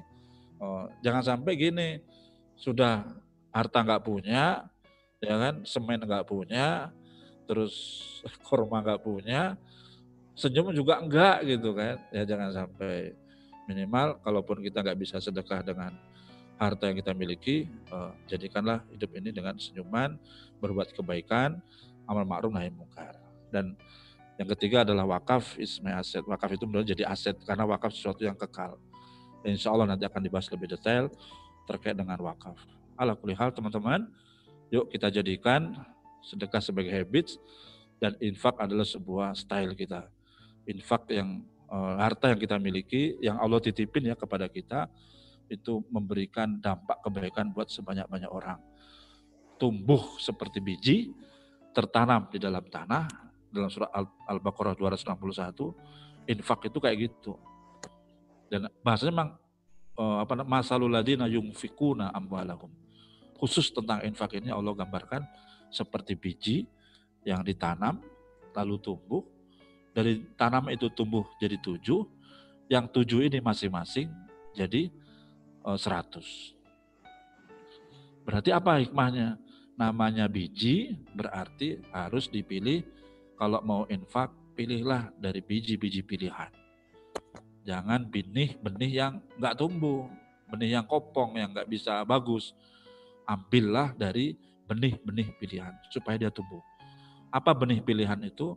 Adalah harta-harta kita yang kita cintai. Harta-harta kita yang Allah titipkan, tapi kita sayang. Nah itu justru kita lepaskan. Allah katakan, lang tanalul birra hatta tunfiqu mimma tuhibbun. Belum sampai sebuah puncak kebajikan, sampai engkau menafkahkan, menginfakkan harta yang kau cintai di jalan Allah. Yang kedua, namanya biji, itu tanamlah supaya subur, tanah supaya bagus, tanam di tanah yang subur. Tanah yang subur itu apa? Tanah yang subur itu ya infakkan ke orang-orang yang membutuhkan, proyek-proyek kebaikan yang terus akan mengalir dari orang terdekat kita, orang terdekat baik secara biologis maupun orang terdekat secara ideologis, kawan-kawan di komunitas misalnya. Bisa jadi di satu komunitas kita, ya di pengurus misalnya, ada sampai sekarang yang makan pun itu berat untuk persediaan makan untuk besok, untuk sahur. Nah itu orang terdekat itu yang seperjalanan dalam perjuangan kita atau di keluarga kita. Minal akrobin, bahasanya minal akrobin, orang terdekat. Dekat secara biologis maupun dekat secara komunitas ideologis. Ya kan? Lalu ketika bijinya dipilih dengan biji terbaik, yang kedua adalah di tanah yang subur, ya diinfakkan ke kepentingan umat yang itu dipakai untuk majelis mahat tahfiz ya seperti One Quran Institute yang terus di situ akan dipakai untuk anak-anak menghafal sampai kalaupun kita meninggal. Nah itu yang disebut dengan sedekahul jariyah itu yang kalaupun kita meninggal tetap mengalir pahalanya. Nah situ yang subur betul supaya tumbuh ke orang-orang yang taat kepada Allah, yang soleh kepada Allah. Sehingga dipakai sajadahnya, dipakai ininya untuk bersyukur kepada Allah. Ya kan? Kormanya dipakai untuk berbuka segala macam. Yang ketiga, kalau jadi tanaman, selain bijinya, benihnya, selain tanah yang subur, yang ketiga, jangan dirusak tanaman itu dari hama maupun perusak-perusak lain. Jagain betul-betul. Ya, kalaupun apa perusak hama itu? Hama itu bisa jadi hama riya, hama sum'ah. Artinya bukan berarti kita takut saya riya, jadi saya nggak dimunculin lah di Facebook atau nggak usah dikasih nama. Risiko kedua ketika Anda bisa nggak riya, tapi bisa jadi terjebak pada ujub malah. Oh, saya kan sudah sedekah, nggak dicantumkan lagi siapa saya. Saya kan, nah, itu ujub, sama juga itu merusak juga amal. Jadi itulah seperti tanaman, dan ini kebaikan yang Allah berikan teman-teman. dilipatkan 1 menjadi 7 jadi 100. Ini pahalanya ya dalam perspektif akhiratnya. Wallahu yudhaifu liman yasha. Udah gitu Allah masih bilang dan Allah melipatkan dari lipatan-lipatan yang Allah kehendaki, ya semau Allah saja. Bisa jadi dari 100 jadi 1000, semiliar, setriliun, itu terserah Allah kan. Jadi Allah terserah mau lipat-lipatkan berapapun kebaikan akhirat. Dan Allah katakan wallahu wasi'un alim, dan Allah itu sangat luas dan sangat mengetahui. Seolah-olah ngomong kepada kita, apapun yang kau keluarkan, aku sangat luas rahmatku, luas rezekiku, dan aku sangat tahu tentang keadaanmu. Jadi menghibur banget ayat ini. Baik teman-teman, itu yang kita bahas pada siang hari ini. Mudah-mudahan Allah kasihkan hidayah kita di dalam memanage harta dan semua apapun yang dititipkan oleh Allah. Jangan sampai harta menghabiskan pikiran dan energi kita, tapi tidak tahu arah untuk diapakan harta itu dibelanjakan, dan juga tidak tahu arah dari mana harta itu didapatkan. Insya Allah mudah-mudahan jadi kebaikan buat kita semuanya. Itu dulu Mas Sony, jazakumullah khair. Saya serahkan kembali ke Mas Sony. Masya Allah. Terima kasih Ustadz Mukhtar. Masya Allah. Mudah-mudahan Bapak Ibu di waktu pagi ini berubah mindset kita ya tentang harta ya. Dan saya akan lanjutkan dengan sesi diskusi Bapak Ibu sekalian. Sesi diskusi insya Allah. Jadi siap-siap saya buka kesempatan nanti yang angkat tangan, yang raise hand, bisa diskusi langsung dengan Ustadz Mukhtar ya. Tapi sebelum itu, Mas? Insya Allah masih ada waktu Zat untuk diskusi insya Allah 1-2 ya. Dan Bapak Ibu kawan-kawan sekalian, tadi Ustadz Mukhtar sudah sampaikan bahwa kita harus nyiapin bekal ya. Kita harus betul-betul mempersiapkan aset kita di akhirat utamanya. Jadi untuk bisa menyiapkan aset di akhirat itu, selain kita sendiri tentu saja berinfak, bersedekah, berzakat, berwakaf, tapi juga supaya besar nanti asetnya, nggak cukup sampai situ, kita ngajak orang sebanyak-banyaknya yuk untuk bersedekah, mengajak orang untuk berzakat, mengingatkan, mengajak orang untuk berwakaf ya. Karena kata Rasulullah itu, kabar bahagianya barang siapa yang mengajak orang lain kepada kebaikan, maka dia itu mendapatkan pahala yang sama seperti orang yang diajak ketika dia melakukan, tanpa mengurangi pahala orang yang diajaknya itu. Masya Allah. Makanya PPA dan Yayasan Abul Yatim Indonesia ini bersama Ustadz Mukhtar juga, kita menggagas sebuah program teman-teman namanya Inspirator Amal. Saya mau ngajak yuk kita jadi inspirator amal. Sesuai dengan namanya, kita menjadi yang menginspirasi orang untuk beramal. Nah ini kita bikin seprofesional mungkin, kita bikin komunitas ini di bawah naungan PPA dan Yayasan Abul Yatim Indonesia ya. Apa sih inspirator amal itu? Jadi lewat program ini kita bisa mengajak orang atau menggerakkan sebanyak mungkin orang menjadi donatur untuk sedekah, untuk berwakaf mungkin ya. Jadi mudah-mudahan walaupun tidak dengan harta, tapi dengan lisan kita juga kita bisa loh ngajak orang ya lewat program inspirator amal ini. Jadi kita berkontribusi membantu dengan tenaga dan syiar kita agar para hartawan itu bisa menyalurkan hartanya pada tempat yang semestinya gitu loh. Ini seru nih. Jadi ayo teman-teman sekalian, dan sebagaimana yang Rasul sabdakan tadi, bahwa pahala yang didapatkan oleh seorang yang mewakif, yang kalau dia berwakaf, orang yang bersedekah, mendermakan hartanya atas ajakan kita, maka itu kita dapat pahalanya tuh, tanpa mengurangi sedikit pun pahala yang bersedekah tadi. Inilah yang kita sebut dengan inspirator amal. Jadi ini kami menyebutnya inspirator amal ini adalah sebutan lain dari siapapun ayo yang mau bareng-bareng berkomitmen mewakafkan sebagian waktunya untuk menginspirasi orang lain dan mengajak orang lain untuk beramal soleh. Keren nggak tuh? Ya. Jadi ayo kita ajak orang lain beramal soleh lewat gerakan yang namanya inspirator amal. Ayo kita jadi inspirator yuk. Inspirator untuk ajak orang bersedekah. Dan ini bisa dilakukan oleh siapapun peran ini. Apapun profesinya, apapun latar belakangnya, usia berapapun. Asal kita punya semangat untuk menyeru kepada kebaikan. Jadi kita menjadi influencer dalam kebaikan yang mensyiarkan zakat, mensyiarkan infak, mensyiarkan sedekah dan wakaf. Tertarik nggak kira-kira? Ayo teman-teman sekalian. Ya, apa aja manfaatnya? Secara spiritual tentu saja. Ini sudah saya sampaikan tadi ya, bahwa kita menjadi dapat aliran amal kebaikan insya Allah dari orang-orang yang kita ajak untuk bersedekah, ya.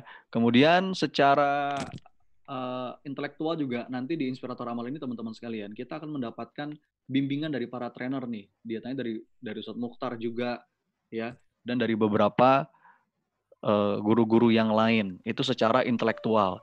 Kemudian secara sosial juga tergabung dalam komunitas positif di PPA ini kan, terjaga dalam kebaikan insya Allah.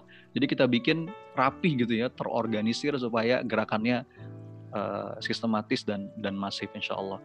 Ini baru program-program yang ada yang sedang kita galakan. Kita sedang bikin One Quran Institute insya Allah. Tugas kita ngapain? Ayo ngajak orang. Yang pertama tugas kita tentu saja ikut serta ya. Sebisa yang kita berikan harus ikut serta maksimal supaya ajakan kita penuh daya, punya daya gugah, daya ubah. Ngajak orang. Kemudian juga ada Yatim Village juga. Saya rasa teman-teman udah nggak asing ini. Jadi tugas kita ayo ngajak orang jadi inspirator amal. Nah caranya gimana Mas untuk jadi inspirator amal? Nanti insya Allah linknya saya share ya di kolom chat. Samarinda juga pengen gabung ya, Solo. Insya Allah. Siap-siap lah. Siap-siap ya. Teman-teman ayo kita bareng-bareng jadi inspirator amal nih. Ya, bismillah. Ya. Baik. Nah gimana cara gabung dari inspirator amal? Iya Zat? Ada tambahan? Iya. Hidup ini ada komunitas orang yang jenisnya itu dia punya titipan rezeki tapi bingung dia mau dikemanain. Atau mau dikemanain ke sana tapi kurang yakin. Kadang malah salah dalam pembelajarannya. Ada sesuatu yang kedua, di keterbatasan harta tapi dia bisa mengelola dengan baik. Nah itu inspirator amal adalah jembatan kebaikan antara al-aghniya ya, jadi maka peran seorang inspirator amal ini luar biasa, diberikan posisi mulia di sisi Allah Subhanahu wa taala. Masya Allah. Jembatan kebaikan itu yang saya garis bawahi tadi, apa yang tadi Ustadz Mukhtar sampaikan. Terus gimana caranya Mas untuk bisa tergabung? Saya sekalian buka WA nih ya, mohon izin ya. Untuk bisa bergabung teman-teman sekalian tinggal klik link ini nih kalau mau jadi inspirator amal ya. Ini ada linknya, saya coba kopas ya di kolom chat. Ya, calon inspirator amal ini teman-teman sekalian tinggal klik aja. Nanti juga insya Allah akan kita umumkan di grup Telegram Webinar Teras dan di grup WhatsApp. Nah ini saya masukkan di kolom chat. Teman-teman tinggal klik kalau mau ikutan jadi inspirator amal yang jadi garda terdepan. Alhamdulillah. Ya, alhamdulillah ya. Nah ini ada Mbak Nelly juga nih yang akan menemani teman-teman dari Samarinda. Kemudian sebelum saya buka sesi diskusi ya teman-teman, saya akan umumkan pemenang challenge tadi malam yang meresum kajian tadi malam bersama Mas Randy. Pemenang ketiga itu adalah akun Instagram atas nama ami_ars. Selamat ya, dapat merchandise dari PPA. Kemudian pemenang kedua akun Instagram atas nama Mita FK.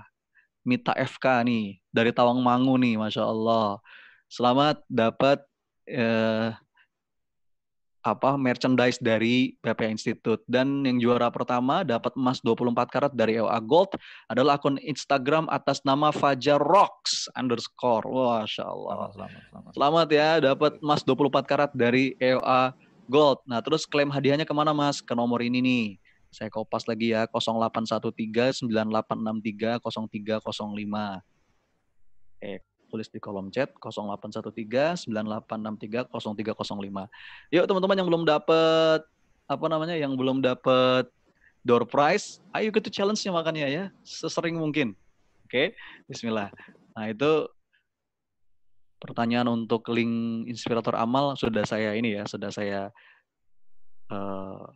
tulis di kolom chat. Baik, kita buka sesi tanya jawab ya, mungkin 1-2 orang karena waktu yang batas. Baik, yang pertama yang angkat tangan ini atas nama Marta Suryani. Saya open mic ya. Assalamualaikum. Atas nama Marta Suryani, assalamualaikum. Halo? Halo? Ibu? Atau Mbak? Ibu kayaknya. Ibu? Oh, mungkin belum siap nih. Pencet kali ya. Nah, berikutnya ini penyimak setia kita nih Ustaz. Ada Umu Alfat ini dari Siak ini Riau ya. Bismillah. Assalamualaikum. Waalaikumsalam Ustaz. Alhamdulillah sehat Bu. Alhamdulillah sehat Ustaz. Alhamdulillah. Silakan Bu sama Ustaz Mukhtar ya.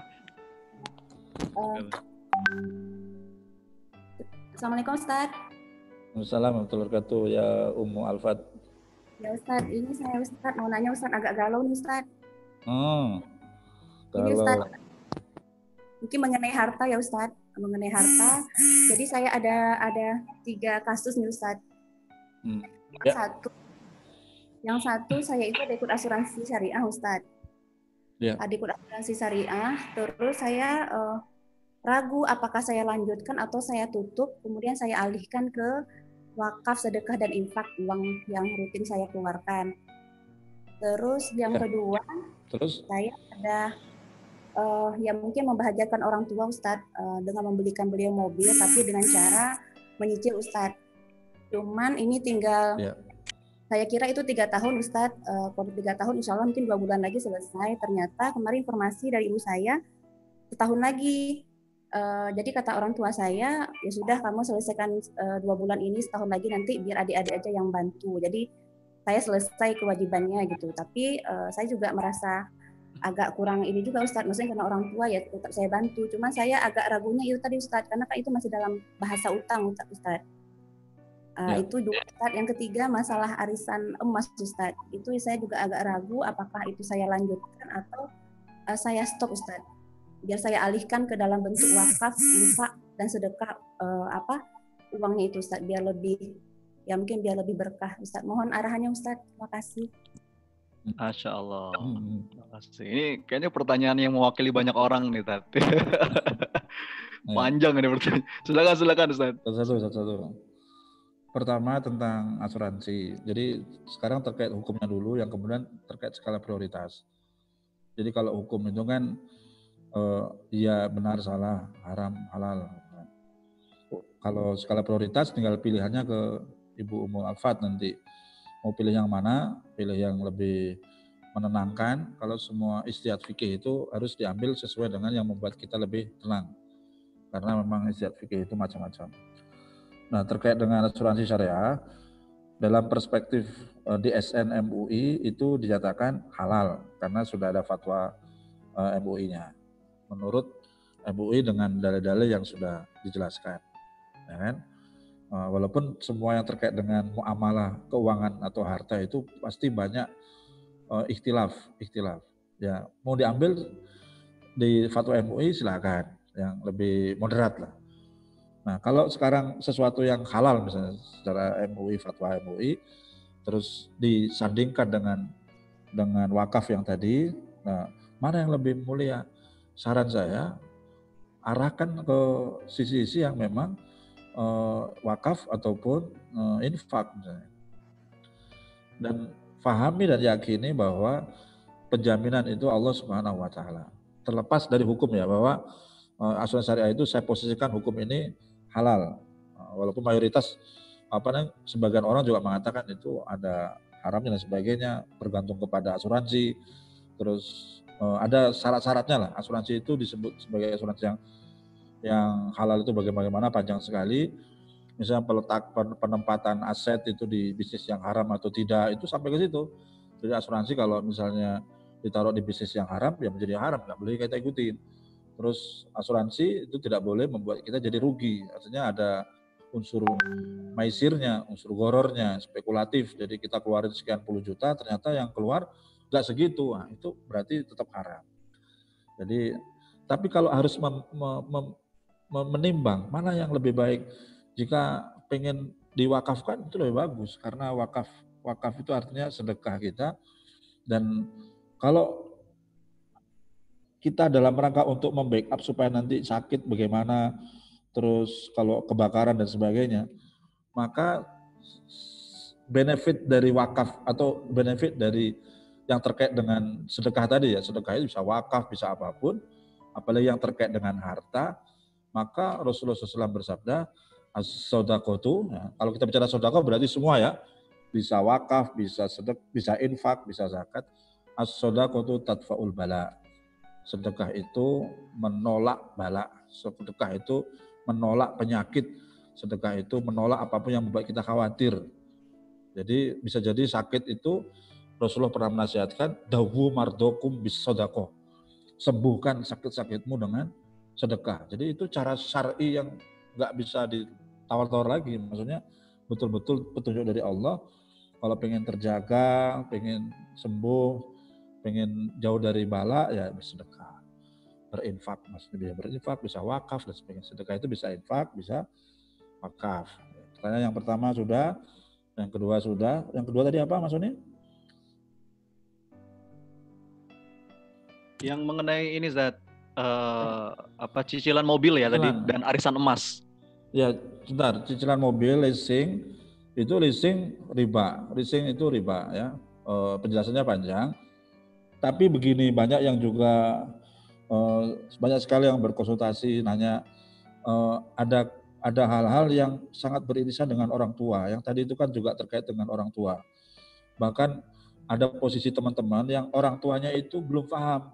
Orang tuanya yang memang nggak ngerti, sehingga kita harus sampaikan dengan baik, qaulan ma'rufa, kata-kata yang baik, kata-kata yang bijak gitu. Jangan sampai dalam satu sisi kita ingin melepas diri dari riba, di satu sisi kita juga punya dosa karena orang tua akhirnya marah kepada kita, nggak setuju dengan cara kita karena nggak ada kalimat yang kata-kata yang baik tadi, nggak ada edukasi lah istilahnya, tidak ada engagement, nggak ada hubungan baik.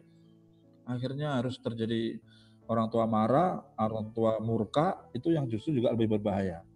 Jadi hubungan orang tua tetap harus dijaga baik, tapi dakwahi pelan-pelan, yang sisa 2 kali, ya sudah 2 kali itu, kalau misalnya tinggal 2 kali, selesaikan sampai 2 kali, banyak kita tobat sama Allah, jaga dengan orang tua, tapi kalau bisa disampaikan ke orang tua, bahwa ini riba, ini segala macam, terus orang tua sepakat, lebih baik langsung diselesaikan. Caranya gimana? Yang penting supaya kita itu tidak sampai ada riba di dalam harta kita atau dalam proses rezeki kita, supaya kita lebih berkah. Selain itu ya harus banyak-banyak istighfar. Kemudian yang ketiga, arisan emas ini tolong dijelasin seperti apa prosesnya, karena ini masalah fikih kan. Arisan emas ini apakah teman-teman kumpul? Saya juga belum pernah sih Mas Roni, jadi iya. Seperti apa modelnya, coba nanti jelaskan Om Mufat. Iya, baik. Memang perlu, kalau untuk apa persoalan fikih ini perlu detail ya tadi ya, kasusnya seperti apa. Kan? Ada sesi khusus iya, ya. Insya Allah nanti sesi lain lah ya. Umu Alfat, dan Umu Alfat ini setia ini jadi penyimak teras PPA dari hari ke hari dan selalu angkat tangan kalau ada sesi diskusi seperti ini. Baik, Ustadz, mungkin kita cukupkan saat ya. Masya Allah, terima kasih Ustadz atas kebersamaannya pagi hari ini. Sudah jam 10:30 lewat, mudah-mudahan jadi amal jariah buat Ustadz dan berkah semua urusan keluarga Ustadz. Insya Allah manfaat sekali pagi hari ini. Baik, kawan-kawan sekalian, terima kasih atas kebersamaannya ya pagi hari ini. Sampai jumpa nanti malam itu kita ada sesi bareng Mas Helmi ya, Kang Helmi ya. Kita akan bahas tentang believing is seeing, the true iman. Wah, ini salah satu bahasan dari bukunya beliau, nampaknya kajian 2080. Jangan lewatkan sesi nanti malam bersama Kang Helmi, ibadah tarawih ya jam 8 malam waktu Indonesia Barat. Baik teman-teman sekalian, kita tutup ya dengan doa kafaratul majlis. Subhanakallahumma wa bihamdika asyhadu alla ilaha illa anta astaghfiruka wa atubu ilaik. Sampai jumpa. Seperti biasa saya open mic ya untuk saling sapa dan dadah. Assalamualaikum. Ustaz. Siapa? Ade.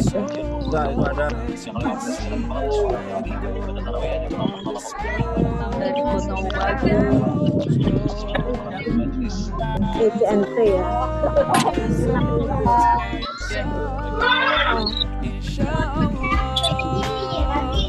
Podcast pisan itu bangun pisan.